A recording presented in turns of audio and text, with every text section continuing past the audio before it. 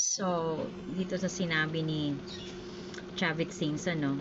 Dating Speaker Romualdez at First Lady Marcos nasa likod umano ng kaguluhan sa protesta ayon kay Chavit Singson. So, actually, kasama pa yan si Bangag.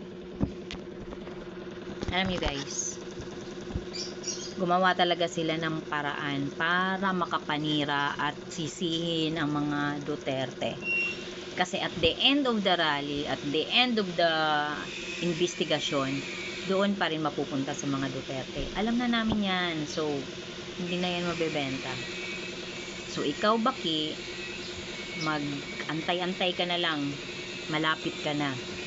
Yang kaadikan mo, may patutunguhan yan. At ikaw naman, Tamba, may paglalagyan ka. Watch out. Malapit na.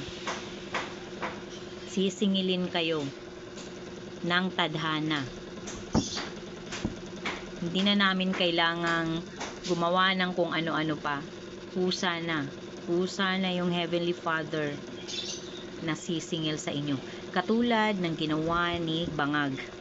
Yung nagsona ka, sinabi mo na 5,500 flood control completed. Yun pa yung pinagmamalaki mo ha. Palakpak na yung mga tanga. Tuwan-tuwa naman. O ano ngayon?